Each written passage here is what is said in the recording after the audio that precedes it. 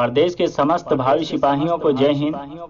मित्रों, कल का जो परिणाम आया है, परिणाम आने के बाद प्रदेश के समस्त याची भाई बहन दुखित हैं, परेशान हैं, क्योंकि मामला भविष्य का था और सबको बहुत ही ज्यादा क्षति पहुंचा है। इसमें दो राय नहीं है। आज सारी रात नींद नहीं आई, क्योंकि जितना संघर्ष किया गया था वो सारा संघर्ष बेकार चला गया। लेकिन हम आप कर क्या सकते हैं, क्योंकि परिणाम हमारे आपके हाथ में नहीं है।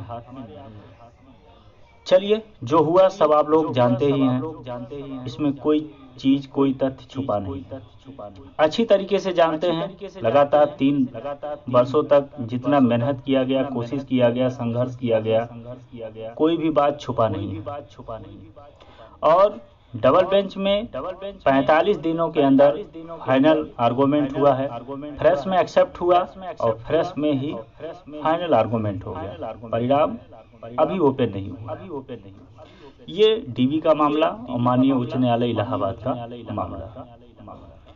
तमाम हमारे भाई, बंधु, बहन अपना अपना हर ग्रुपों में विचार प्रकट कर रहे हैं आगे के बारे में। तमाम हमारे भाई बहन फोन किए तो मजबूरन हमको ऑडियो करना पड़ा। बाकी हम अपने काम में लगे हुए। आगे के बारे में कुछ बता दीजिए। तो सबसे पहले मैं आप लोगों को बताना चाहता हूं कि कल शाम से ही मैं देख रहा हूं कई ग्रुपों में अपना लोग राय दे रहे हैं कि नॉट ज्वाइनिंग के लिए लड़ाई लड़ो, डीबीपीएसटी के लिए लड़ाई लड़ो, सेलेक्टेड नॉट सेलेक्टेड के लिए लड़ाई लड़ो, फर्जी मार्कशीट के लिए लड़ाई लड़ो, याचिकाकर्ता के लिए लड़ाई लड़ो। तमाम प्रकार के लोग अपना विचार प्रकट कर रहे हैं। लेकिन मित्रों, आप एक भावी सिपाही हैं। हो सकता है आपको न्यायालय के बारे में उतनी जानकारी ना हो, क्योंकि हमें भी नहीं था। लेकिन लगातार 3 वर्षों तक हमने संघर्ष किया है, समय दिया है, इसलिए जानकारी प्राप्त हुआ। उस जानकारी के हिसाब से मैं आप लोगों को बताना चाहता हूँ। डबल बेंच का जो ऑर्डर आएगा वही चैलेंज किया जाएगा, वही एसएलपी करेगा। उसमें कोई भी एडिशनल पॉइंट नहीं जोड़ सकते हो। ये रूल है, यही सच्चाई है। बाकी आप की भावना के अनुसार कुछ भी आप कह सकते हो, लेकिन नियम यही है, आप उस जजमेंट को ही चैलेंज करोगे, बाकी और कुछ नहीं कर सकते। इसलिए बहुत कुछ उस जजमेंट पे निर्भर होगा। आप तमाम प्रकार की अपनी सोच को बता रहे हैं, तमाम चीजें आप कर रहे हैं, वो अलग की बात है, आप स्वतंत्र हैं। लेकिन जो सच्चाई है उस जजमेंट को ही आप चैलेंज करें। और मुझे पूर्ण विश्वास है कि उस जजमेंट में बहुत कुछ अपने फेवर में रहेगा।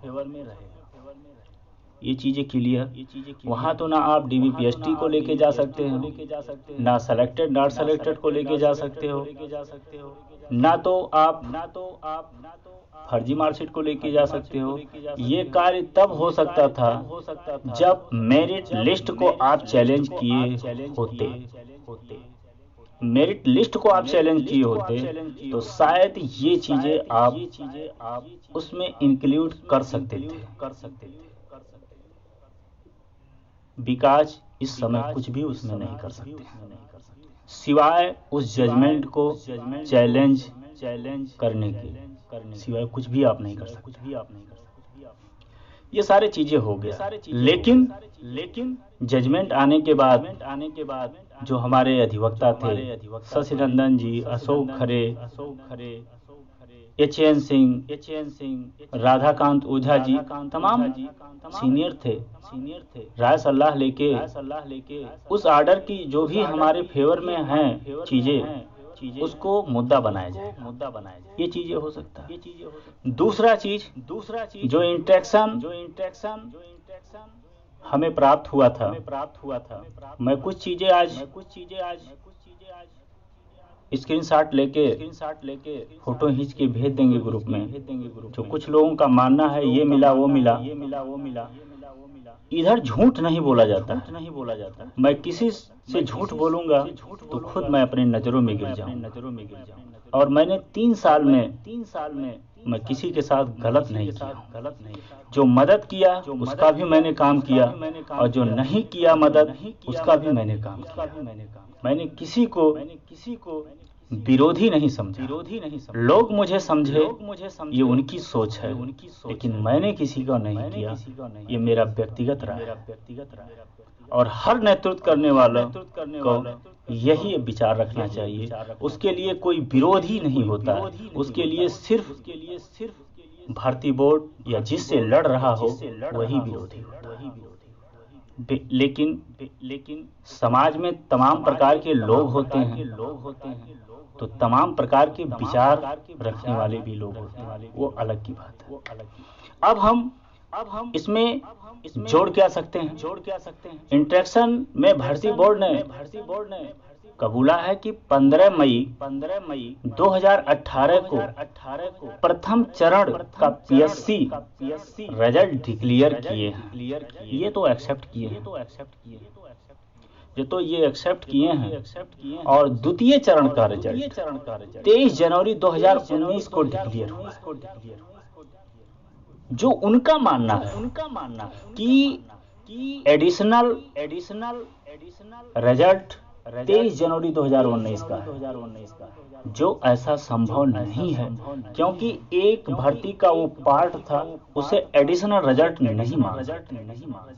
इसलिए इंट्रैक्शन में जो 15 मई का उन्होंने लिखित दिया है, वो हमारे बहुत ही काम का चीज है। और इस चीज को हम आपको व्हाट्सएप करेंगे हर ग्रुप में, ठीक। तो ऐसे तमाम चीजें हैं जो हम आपको ऑडियो में नहीं बता सकते हैं। लगभग 400 कुछ पेज का टीवी में स्पेशल अपील था, एसएलपी था। और उसी प्रकार मुझे पूर्ण विश्वास है लगभग 1200-1300 पेज का एसएलपी रहेगा सुप्रीम कोर्ट में। कोई भी मुद्दा, कोई भी डॉक्यूमेंट छोड़ा नहीं जाएगा। ये हमारी आखिरी लड़ाई है, और बहुत ही रणनीतिक तौर से कार्य किया जाएगा। यहाँ जतो हम रेट एक्सेप्ट कराने में कामयाब रहे, तो सुप्रीम कोर्ट में जिसका भी रेट एक्सेप्ट हुआ है वो 95% केस को जीता है। और जल्दबाजी में कोई भी निर्णय लिया गया या कोई भी कार्य किया जाएगा तो फिर हमारे आपके भविष्य के लिए बहुत ही नुकसानदायक होगा, जिसे हम आप अंदाजा नहीं लगा पाएंगे। भावना अलग चीज है, राजनीति अलग चीज है, रणनीति अलग चीज है, अवसरवादी लोगों का जो उपयोग करते हैं वो अलग चीज है। लेकिन यहाँ हमारे आपके लिए भविष्य की बात है। किसी को कोई फर्क पड़े या ना पड़े, लेकिन हम आप नौकरी नहीं पाएंगे, वर्दी नहीं पाएंगे, तो जीवन भर हम इस बात को भूल नहीं पाएंगे। आप समझदार हैं, इससे ज्यादा हम आपको समझा भी नहीं सकते। आप बच्चे नहीं हैं, एक भावी सिपाही हैं, और एक बहुत ही जानकार प्राणी हैं। क्योंकि लगातार 3 वर्षों से आप कोर्ट के बारे में सुनते आज 3 वर्ष बीत चुका है। अच्छा बुरा सब कुछ जानते हैं। कल कष्ट था, कल दुख था, उस दुख से अभी भी आप निकल नहीं पाए होंगे। आपको भी सारी रात नींद नहीं आया, ये भी कन्फर्म है। लेकिन हमें आपको जब तो वर्दी लेना है तो एक रणनीतिक तौर पे कार्य करना होगा। लास्ट मेरी विचार है, मैं आप लोगों से ऊपर नहीं हूँ। मैं नेतृत्व जरूर किया हूँ, पूरी कोशिश किया हूँ उसे निभाने के लिए। हो सकता है कि स्पीच हमसे कहीं भी गलती हुई होगी। हम भी इंसान हैं। ये तो इंसान है तो ये कन्फर्म है गलती हो सकता है और कमी भी हो सकता है, क्योंकि भगवान तो है नहीं। लेकिन आप लोगों के द्वारा जो भी समय समय पे राय दिया गया है, हर परिस्थितियों में उस राय को पूरा करने के लिए भरपूर कोशिश किया हूँ। चाहे वो अधिवक्ता का राय हो या कोई भी मुद्दा की बात हो, मैं उसे न्यायालय में उठाया और मैं पूरी कोशिश किया हूँ न्यायालय में ये केस जल्द से जल्द निपटारा हो। उसमें सफल भी रहा, क्योंकि वो अपने बस में था। लेकिन जो अपने बस में नहीं था वहां मैं मजबूर हूँ। बाकी कौन हम पे एलिगेशन लगाता है, क्या करता है, वो उनके सोच पे निर्भर करता है कि मैं अच्छा हूँ या बुरा। लेकिन मैंने किसी के साथ बुरा नहीं किया हूँ। बाकी भगवान जानते हैं। और जो भी कार्य होगा आगे उस सबके सहमति से होगा, क्योंकि मेन हीरो आप लोग हो। उसमें मेरे सहमति पे विशेष ज्यादा फर्क नहीं पड़ेगा, आपके सहमति पे विशेष फर्क पड़ेगा। लेकिन सारे चीजों को ऑडियो के माध्यम से अवगत करा दूं आगे का रणनीति फिलहाल ये भी बहुत उचित नहीं होगा। समय समय पे आपको सब कुछ जानकारी दिया जाएगा और कोई भी बात गोपनीय नहीं रखा जाएगा। कुछ चीजें जो केस के रिलेटेड हैं, जो नुकसान हो सकता है, उसके बजाय पैसे से लेके कोई भी बात होगा एकदम पारदर्शी तौर पे। माननीय न्यायालय इलाहाबाद में आप तो केस डिसमिस हो चुका है। आप जाइएगा किसी सीनियर से पूछिएगा कि हमको 150 अभ्यर्थियों का रीट याचिका डलवाना है, कितना फीस लगेगा। तो आपको पता चल जाएगा मेरे भाई। मैंने मिनिमम फीस 500 रखा था, जिसमें तमाम लोग दिए भी नहीं, और कुछ ऐसे भी अभ्यर्थी थे 200-300 जिन्होंने 700 दिए। लेकिन जो नहीं दिए उनका भी हमने काम करवाया, जो दिए उनका भी काम करवाया। यहाँ संभव था, लेकिन आगे ये चीजें संभव नहीं हो सकता, क्योंकि माननीय सर्वोच्च न्यायालय दिल्ली है। वहाँ के बारे में आप सब कुछ जानते ही होंगे, और आगे चल के जो भी होगा 1 से 2 दिन में आपको वहाँ की भी जानकारी मिल जाएगा। तीसरी और लास्ट बात है, यहाँ जो तो हम 45 दिनों में केस फाइनल करवा दिए, परिणाम नहीं दिला पाए, वो हमारे बस में नहीं था। मैं आप लोगों से वादा करता हूँ कि 90 दिन से 91 दिन नहीं होने पाएगा। 90 दिनों में भी सुप्रीम कोर्ट में केस फाइनल होगा, और लगभग 1000 से 1200 पेज का एसएलपी पड़ेगा। कोई भी डॉक्यूमेंट छूटने नहीं दूंगा। आज से कार्य करना प्रारंभ कर दिया। आप लोगों का आशीर्वाद रहा, आपके गुरुजनों का, तो जरूर कामयाब होऊंगा। माता रानी का कृपा रहा तो 100% वर्दी मिलेगा। विश्वास नहीं, अटूट विश्वास है। भगवान पे भरोसा है कि हमारे साथ अन्याय जो हुआ वो आगे नहीं होगा। कभी आखिरी सांस तक हार नहीं मानना चाहिए।